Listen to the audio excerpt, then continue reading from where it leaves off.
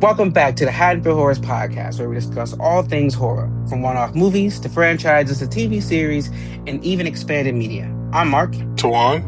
and today I know we originally posted online that we'd be doing a Haddonfield Horror Roundtable, but we're going to push that off to later in the year because today instead we're going to do a little Scream 7 discussion. Now, I know a few months ago we had a trailer discussion, but in this episode, we're going to just be discussing everything Scream 7 and giving our prediction on it. And to kick it off, I'm not enthused by this movie. They released an extended trailer that didn't help anything. It didn't give me any more hype.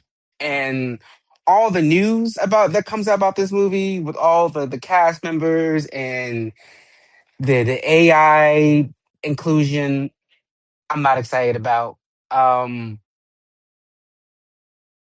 Nev Campbell's back. Eh, I'm not that excited about that either.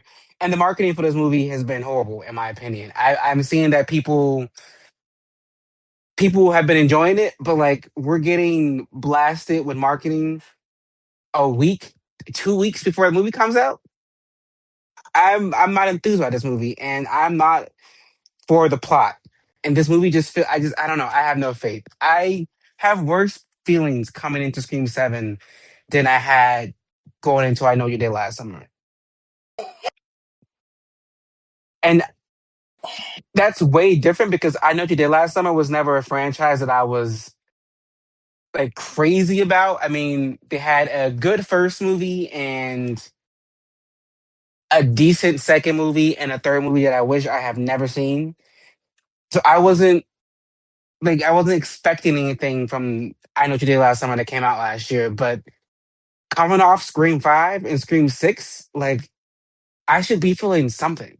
Having Nev Campbell back, I should be feeling something, but yet I feel zero. Like, I don't care about this movie. And I feel like I should have some kind of feeling, but I feel nothing. But what about you, Tuan? What are your initial thoughts about Scream 7?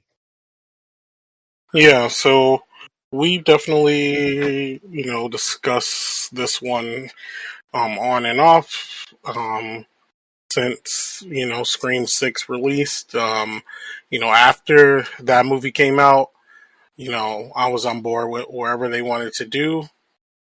And then everything fell apart, and now I'm not on board with any of it. We've spoken at it ad nauseum at this point, but just in case any people listening aren't familiar with, you know, what's happening with Scream and why at least I know myself, am not really enthused with where we are. After Scream 6 release, biggest, um, Scream release thus far, box office, all that stuff. Scream 7 was immediately greenlit, and we were on board with the crew that we had from Scream 6 going into 7. Um, Melissa Barrera, Jenna Ortega, Jasmine Savoy Brown, and also Mason Gooding, our little core four that we had. They were steaming along for Scream 7, which was going to be directed by Christopher Landon, who did movies such as um, Happy Death Day, and like all, and most recently Drop, if you guys have seen that.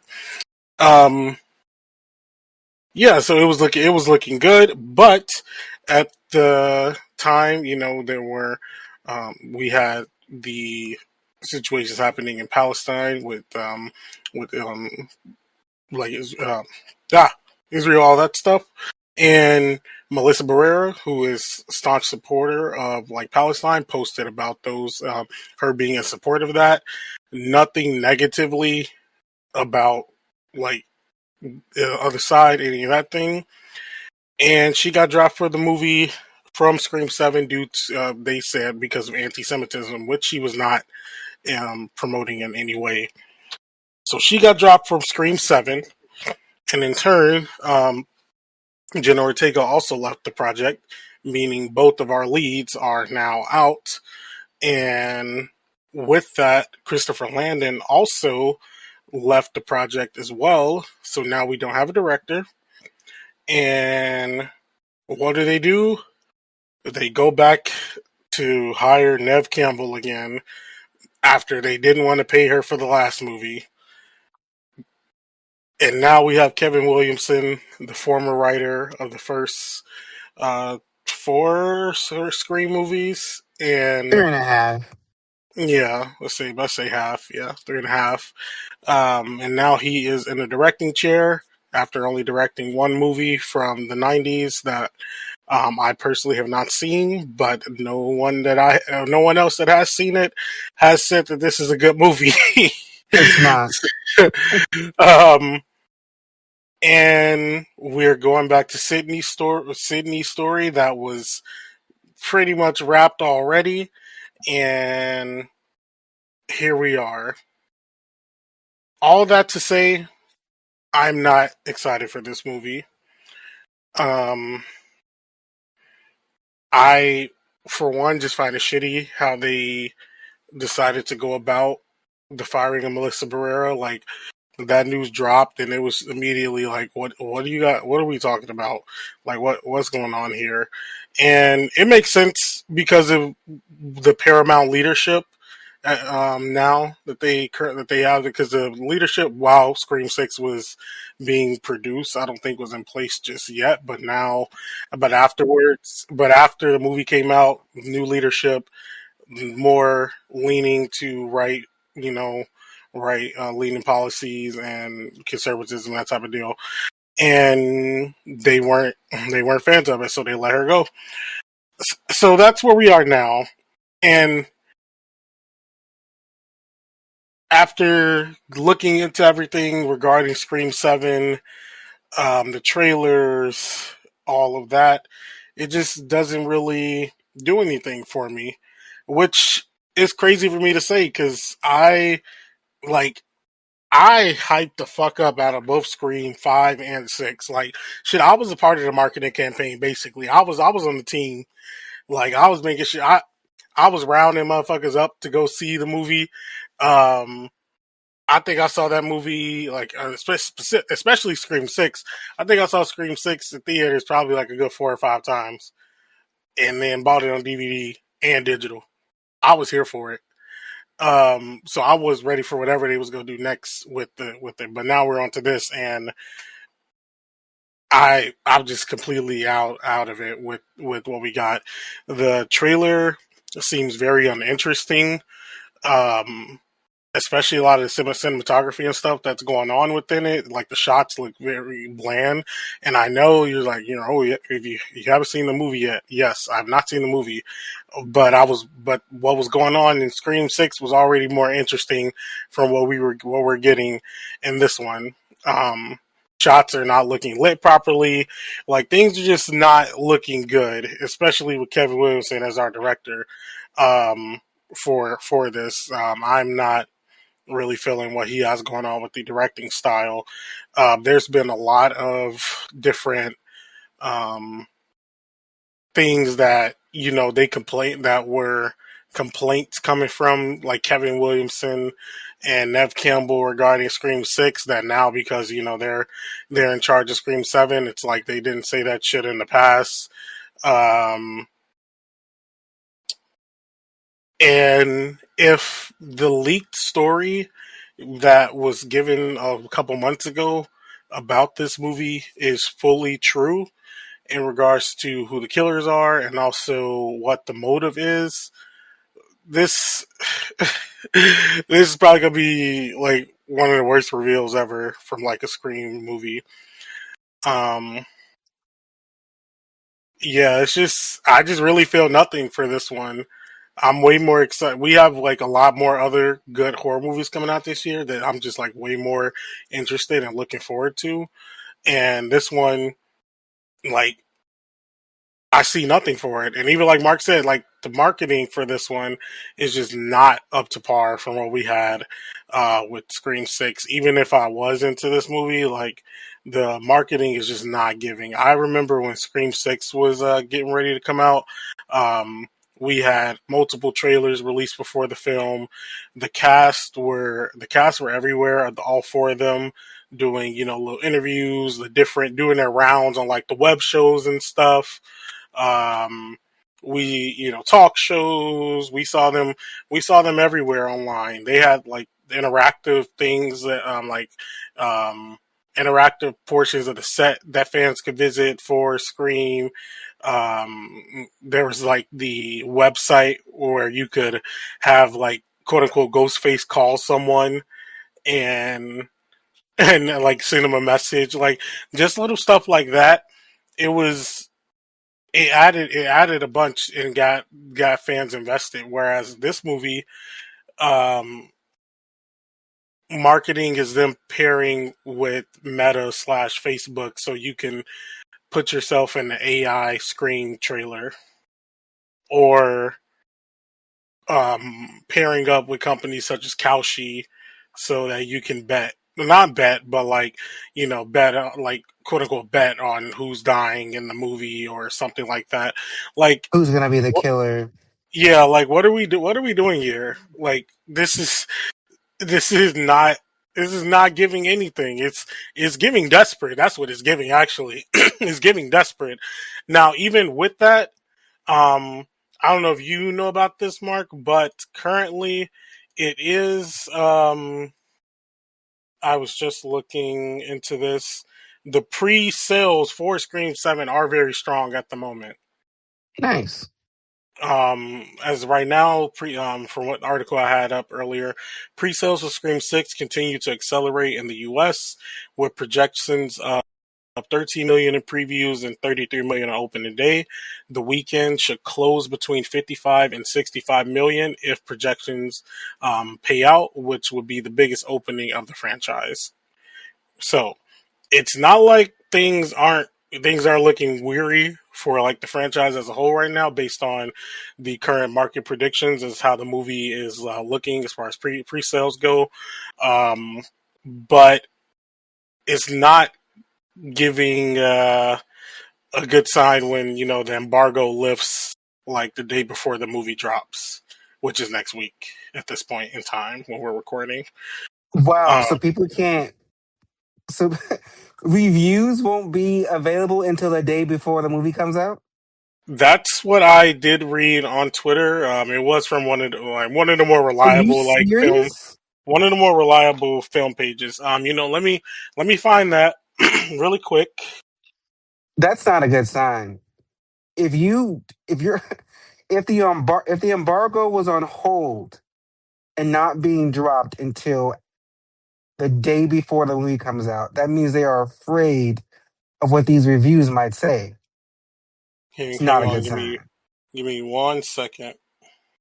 Because I was just looking.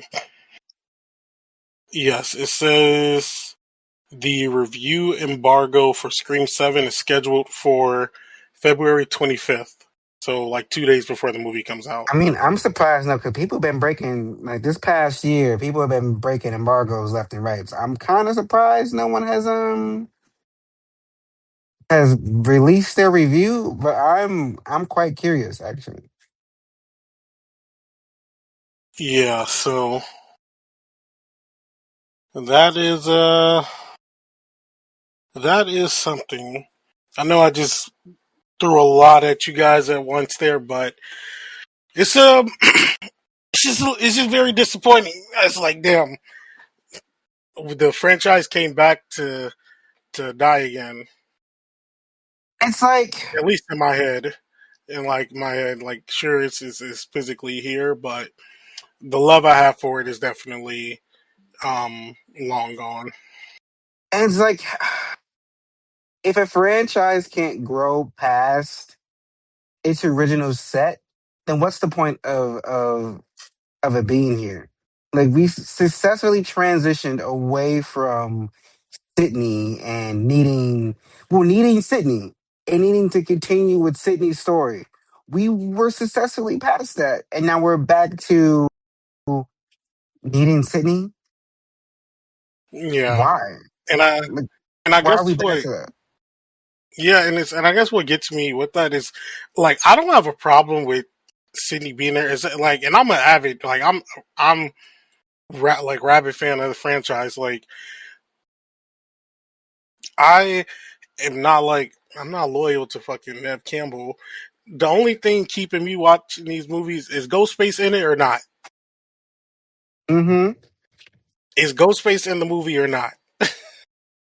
And Because it's if the we took out a Ghostface and didn't have and it was something else, then I'm like, all right, what the fuck are we doing?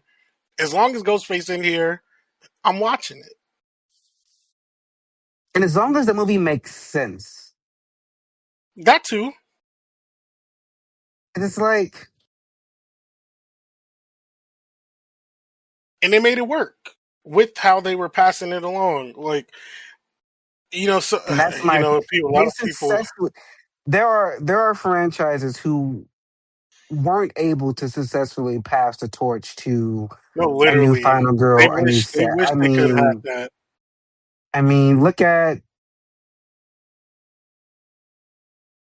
look at Halloween.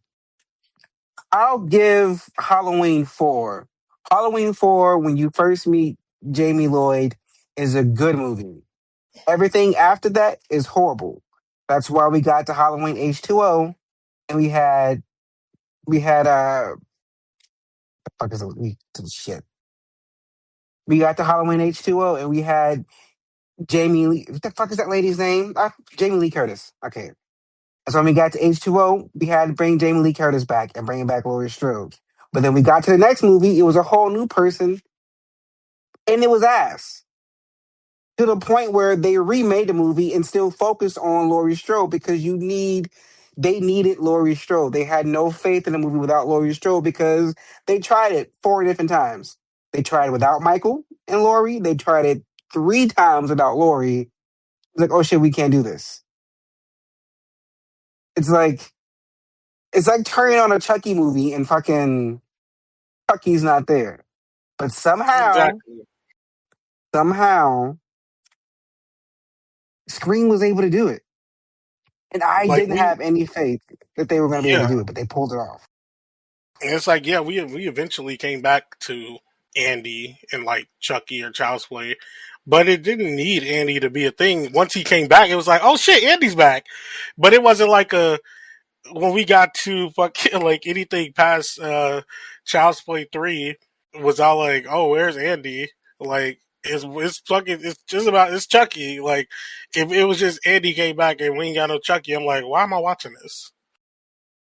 Because you know what? When it came to Scream 4, I was like, honestly, we didn't even like Scream 4 could have had a completely different story. And I would have been okay with it. Like, because it's also to the point where I get it when it comes to that original Halloween timeline. Michael Myers is trying to kill his entire family, and Laurie Strode is his sister. He wants this bitch. That makes sense. Laurie's now dead. I now want my niece.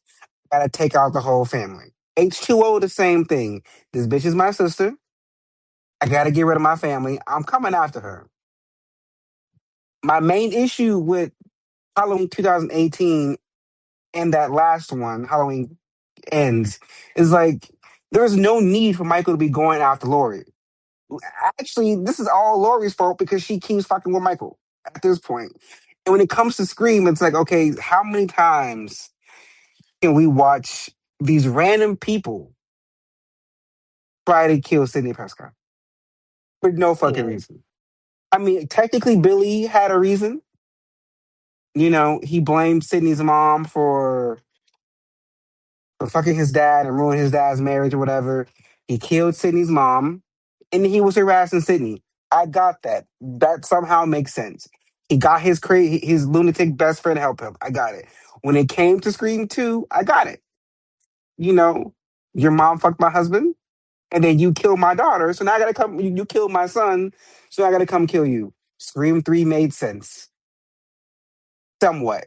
Scream 3, but my mom gave me away, but she kept you. Now that was dumb. That's when they started to lose me. I like she wasn't even born yet when old girl dumped your ass on the side of the road. And first, you are a rape baby. Like, please be for real. They got nothing to do with Sydney. Scream 4, I kind of got it. I get once we got to the point where her relatives are being jealous of her for being famous, for being stalked and almost murdered, and her friends are being murdered. I was like, okay, I think we reached the end of the whole Sidney Prescott thing. Like, we can't keep doing this. And shit, But Quiet then Jill had my favorite motivation. he did, and but I also felt like the motivation was so good. It was that the motivation was so And good it's aged that. the best. Hmm? It's also the one that aged the best as far as motivation. It is because it's still relevant today. I don't want I don't want sympathy. I want fans, and that movie is more relevant today than it was when it came out. If I'm being honest, because that is a complete 2020s motivation. Like, I want to be famous, so I have to be the victim. I have to be the survivor. That movie and motive is more relevant today than it was when it came out. And I felt like when we got to Scream 5, we came full circle. It came back to Billy, and it's not Billy's kid. I felt like we were done with Sydney. But now we're back to fucking Sydney. Why? Why? And I haven't read any of the leaks or anything, so I don't really know. Yeah, I will say that. Well, I read some quote unquote leaks, like who knows if it was true or not. Um, if true, it's kind of giving Scream 5 motivation. But we already did that. If true, there was for different reasons in Scream 5, but along the same lines in a sense. But yeah, it's just not. It's not really coming together for me. This one is not coming together for me. Um, where it's yeah. I don't I don't know. And it's not giving confidence that Paramount is also really into it as well. They probably know a bit that they fucked up, but that don't really matter when executives are rather given to a culture war than just let people do their jobs. Hmm. Um, and we got what we got, and I guess what also kind of does me in a bit is how um, well, two things. One, like Nev Campbell hasn't said shit about the firing Melissa Barrera either. Like from what that happened at all. But I damn sure remember whenever fucking Melissa got asked about Nev Campbell not getting her fucking coins during Scream 6 because they was trying to lowball her or whatever. She was like, yeah, I gave her props. Like, she gave her props for that, for like sticking up for her guns and like making sure that if they weren't trying to pay her, like she doesn't go. Like, she was giving her ones for her ones twos for that. Like, that's good. But she's not trying to answer any things about her. So, but it's that's a whole thing there. And secondly, I very much remember after Scream 6 came out, before they started the full push with Scream 7, I remember Nev Campbell and also um, Matthew Lillard asses both talking about Scream 6 was like very excessive when it came to like the gore and the violence of the movie. Me and Mark was actually just talking about this recently. And we're like, what? Because literally Casey Becker in the first movie got like it tested boyfriend and tested was Swinging hanging off a out fucking tree, and she stomach is ripped swinging from open. a tree, throat like ripped open, gutted, and that was the first thing we saw in the first movie. Mm-hmm. And then now they switching it up because Kevin Williamson is saying that this movie is going to be um, less meta and more bloody. And now So, all of a sudden we're on board for more gore in the Scream movies. like, just be saying shit. Like, shut the fuck. Because, like, I just don't. But also, do they not know?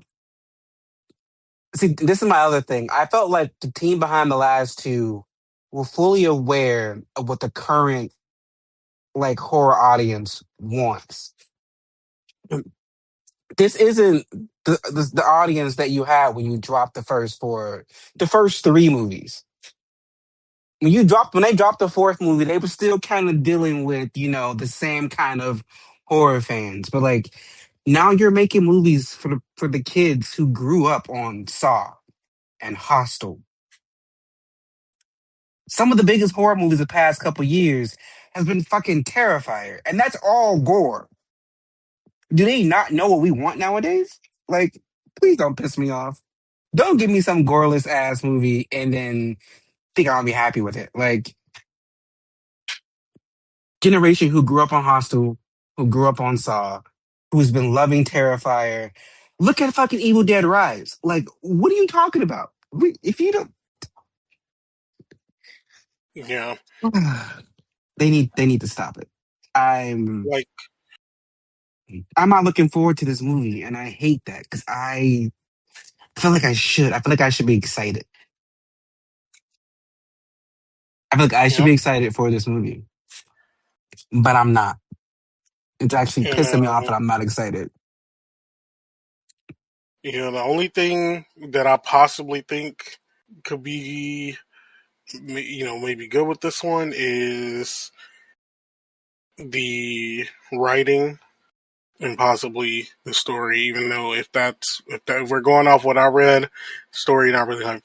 I'm not really hyped for, but at least maybe the writing because that's what Kevin Williamson was best at was fucking writing. Um, and his last movie that he wrote, I did like, which was Sick. I don't think we reviewed that one, did we? We were supposed to. We never got around to it. I've actually haven't Yeah, seen it yet. yeah, Sick. It was actually good. It was good. That was the last thing. That was the last thing he wrote. That was a movie before the previous thing he wrote before that was fucking Scream 4. So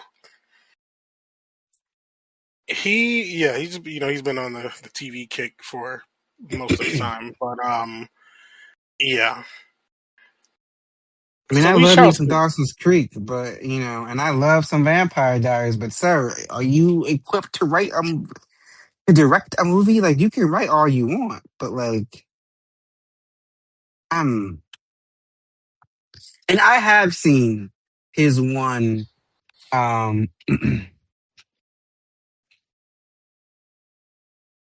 The teacher, Mrs. Tingle.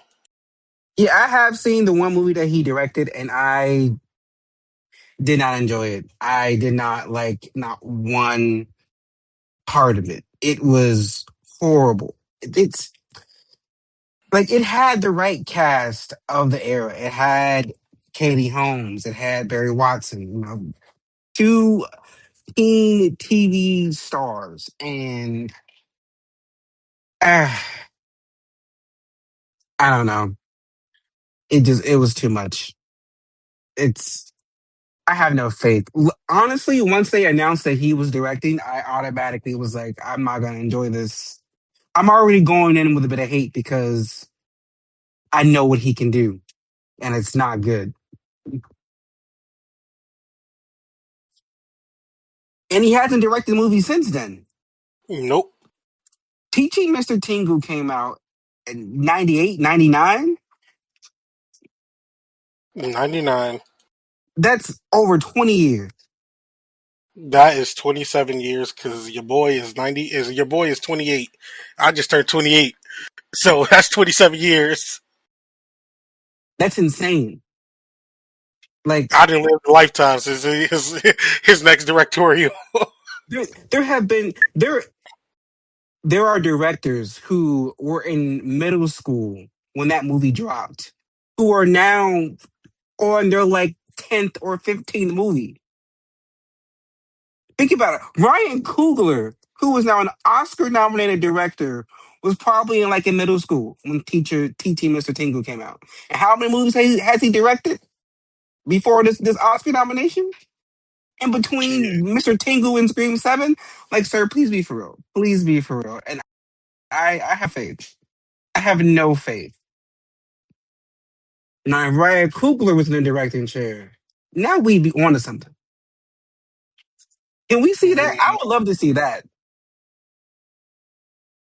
Can somebody give me that, actually? let me find the genie in the bottle for that. Because Maybe we'll maybe we'll that'd get be some a more ball black game. people.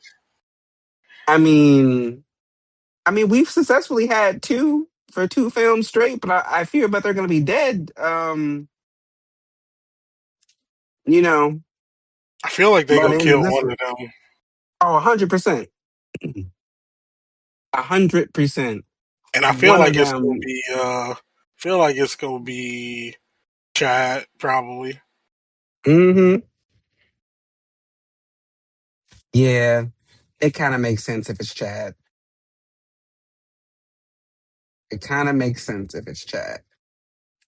I'm gonna just leave that there. But I don't know. I'm not excited for this movie. Um, I have no predictions on who the killer could be. I'm pretty sure Sydney's gonna survive, even though I kind of hope that they kill her off. And if they want to stick with her daughter, then I have nothing. Honestly, I have nothing. I'm just gonna go to the theaters when it drops, and I'm just gonna go from there because I got nothing. And we're about to be doing the fucking Scream 3 voice changer thing, but with deep fakes and AI.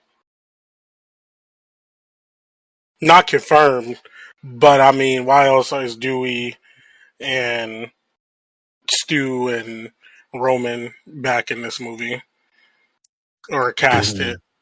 I don't even want to hear Dewey's voice. that's, but that's just me and my Dewey hate. So Yeah, I'm assuming it's I'm gonna be something like that happening here. not excited. I want this movie I want this movie to leave me alone. Hmm, I'm honestly just excited to watch this movie so it can be out of sight, out of mind. That's where I'm at. Fair as I fuck. want to I want to watch it so I can wash my hands of it. That's about it. Like enthused about it? No. Excited? Nah. Ready to watch it so I can leave it in the past? Hell yes. 100%. Let's do that.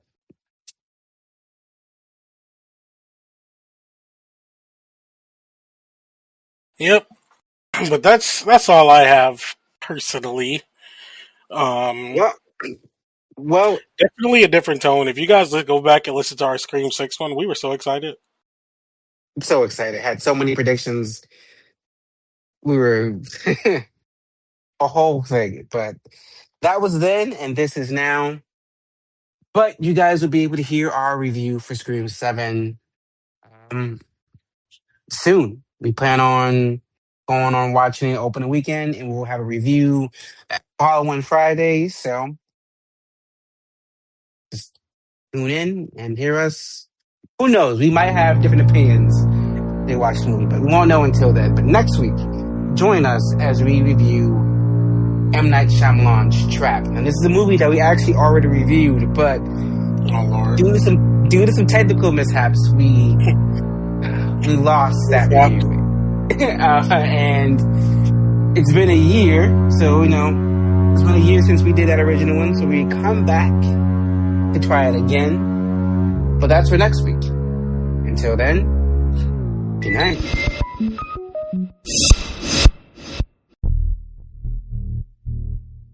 If you like this episode, please be sure to check out some from the Haddonfield Horror Cemetery, where we've covered big franchises such as Friday the 13th, Halloween, and Saw, or one-off reviews like The Blackening or Hereditary. You can follow Haddonfield Horrors on Instagram and TikTok, where the host posts updates and mini reviews. Full episodes are available on several podcasting platforms, including Spotify, as well as YouTube. If you're listening to us on YouTube, please be sure to like and subscribe. The Haddonfield Horrors podcast is produced by Mark Smart, Tawan Griffin, and Elian Cordova, themed by Lethal Injection, and edited by Mark Smart. The Haddonfield Horror Podcast is a Letter to Media production. Should we do an intro?